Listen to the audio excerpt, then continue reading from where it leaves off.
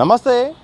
పళ్ళలో రారాజుగా మామిడి పండ్లకు ప్రత్యేకమైన స్థానం భారతదేశంలో ఉంది. దీంతో భారతదేశంలో పండే ఈ మామిడి పండ్లకు అంతర్జాతీయంగా ఎంతో ప్రాముఖ్యత ఉంది. దీంతో వివిధ దేశాలైతే మాత్రం పెద్ద ఎత్తున దేశం నుండి దిగుమతి కూడా చేసుకుంటుంటాయి. ఇదే సందర్భంలో జపాన్ దేశం కూడా గత కొన్ని సంవత్సరాలుగా భారీ స్థాయిలో కూడా టన్నుల కొద్ది కూడా అక్కడికి దిగుమతి చేసుకుంటుంది. అయితే లేటెస్ట్గా అయితే మాత్రం జపాన్ ప్రభుత్వం ఈ యొక్క మా దేశానికి సంబంధించిన మామిడి పండ్ల విషయంలో మాత్రం తాత్కాలిక నిషేధం విధించింది. ఇప్పుడు ఇదే అంశం కూడా చాలా ప్రాధాన్యత సంతరించుకుంది. ఓ రకంగా ఈ యొక్క మామిడి పండ్ల సరఫరా విషయాల్లో మాత్రం ఒక భారీ దెబ్బ తగిలినట్టు అయిపోయింది. ఎగుమతిదారులందరూ కూడా టన్నుల కొద్ది కూడా మామిడి పండ్లను ప్రాసెసింగ్ చేశారు. యథావిధిగా పంపే క్రమంలో మాత్రం జపాన్ వ్యవసాయ శాఖ ఈ నిర్ణయం తీసుకోవడంతో ఒక్కసారిగా ఈ ఆర్థికంగా కూడా తీవ్ర సంక్షోభం ఏర్పడే అవకాశం ఉన్నట్టు కూడా ఇటు మార్కెట్ వర్గాలు కూడా చెప్తున్నాయి. వివరాల్లోకి వెళ్తే మాత్రం ఇటు ప్రతి సంవత్సరం లాగానే ఈ సంవత్సరం కూడా మామిడి పండ్లకు సంబంధించిన ప్రాసెసింగ్ నడిచింది, అలాగే దానికి సంబంధించిన సర్టిఫికేషన్ నడిచింది.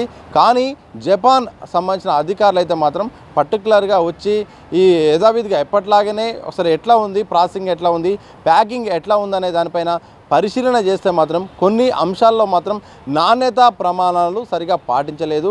అలాగే కీటకాలు కూడా, పండ్లతో ఉండే కీటకాలు, ఫంగస్ కూడా అలాగే ఉండిపోయినాయి. అది ఒకవేళ ఇలాగే సరఫరా జపాన్లో సాగితే మాత్రం ఆ పండ్లతో వచ్చిన కీటకాలు కూడా ఆ దేశంలో ఉన్న వ్యవసాయ రంగంపై తీవ్ర ప్రభావం చూపే అవకాశం ఉన్నట్టు గుర్తించిన జపాన్ అయితే మాత్రం ఇక తాత్కాలికంగా భారత్ నుండి వచ్చే ఈ మామిడి పండ్ల విషయంలో మాత్రం నిషేధం విధించింది. దీంతో పెద్ద ఎత్తున ఇటు ఎగుమతిదారులు అయితే మాత్రం అన్ని రకాలుగా సిద్ధమయ్యారు. ఎందుకంటే జపాన్లో భారత్ సంబంధించిన ఈ ప్రీమియం పండ్లకు ఎంతో ప్రాధాన్యత కూడా ఉంది. జపాన్లో కూడా అక్కడ మామిడి పండ్లు అక్కడ ఉన్నప్పటికీ కూడా భారత్ నుండి వచ్చిన 2-3 రకాలైతే మాత్రం అక్కడ పాపులర్గా ఉన్నాయి. ప్రధానంగా బంగినిపల్లి అయితేంది, అలాగే కేసర్ అయితేంది, ఇలా ఆల్ఫెన్సో అయితేంది, ఇలా రకరకాల పండ్ల విషయంలో మాత్రం అక్కడ పెద్ద ఎత్తున అక్కడ మొత్తం ఫుల్ డిమాండ్ ఉండడంతో భారత్ నుండి దిగుమతి చేసుకోవాల్సిన అనివార్యత జపాన్గా ఉంది. కానీ 20 ఏళ్లలో తొలిసారి 20 ఏళ్లలో 20 ఏళ్ల కింద ఒకసారి జరిగింది, 20 ఏళ్లలో మొదటిసారి ఇక ఈ నిషేధం అనేది ఒక నిర్ణయం తీసుకోవడంతో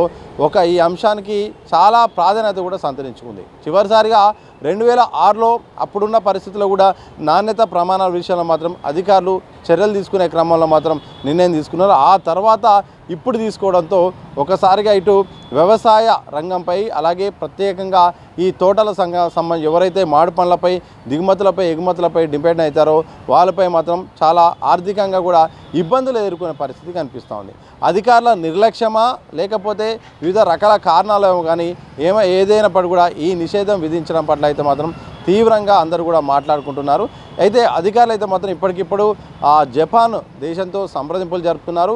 అలాగే ప్రమాణాల విషయంలో, నాణ్యత విషయంలో కూడా మార్చుకుంటాము, అలాగే తప్పకుండా కొన్ని ప్రక్షాళన చేస్తాము, అవి చేంజ్ చేసుకునే అవకాశం ఇవ్వాలి అంటూ కూడా అక్కడి జపాన్ వ్యవసాయ శాఖ అధికారులతో కూడా మాట్లాడుతున్నట్టు తెలిసింది. ఒకవైపు ఏదైతే ఈ మార్చి 25 తర్వాత ఏదైతే సర్టిఫికేట్ జారీ చేశారో ఆ సర్టిఫికేట్లు అన్నీ కూడా రద్దు చేస్తూ అక్కడ అధికారులు అయితే మాత్రం ఆ తర్వాత ఏ సర్టిఫికేట్లు అయితే మాత్రం ఇష్యూ చేశారో అవన్నీ కూడా పరిగణలోకి తీసుకోము అని కూడా అధికారులు చెప్తున్నారు. దీంతో పెద్ద ఎత్తున అంటే ఇటు వాయు మార్గం ద్వారా, జల మార్గం ద్వారా టన్నుల కొద్ది మామిడి పండ్లు అయితే మాత్రం ఇక మొత్తం మధ్యలో ఆగిపోయాయి. మొత్తం అవి కూడా కులిపోయే అవకాశం కూడా ఉంది. లేకపోతే రిటర్న్ ఇండియాకు వస్తాయా, లేకపోతే అధికారులతో సంప్రదింపుల నేపథ్యంలో మరి తాత్కాలిక నిషేధాన్ని జపాన్ ఎత్తివేస్తుందో లేదో మాత్రం తెలియాల్సిన అవసరం అయితే కనిపిస్తుంది. కానీ ఒకవైపు ఎంతో పాపులర్ అయిన భారత మామిడి పండ్లు అయితే మాత్రం ఇటు జపాన్తో పాటు వివిధ దేశాల్లో అయితే మాత్రం ప్రతి సంవత్సరం అయితే 1000 టన్నుల్లో కూడా పెద్ద ఎత్తున కూడా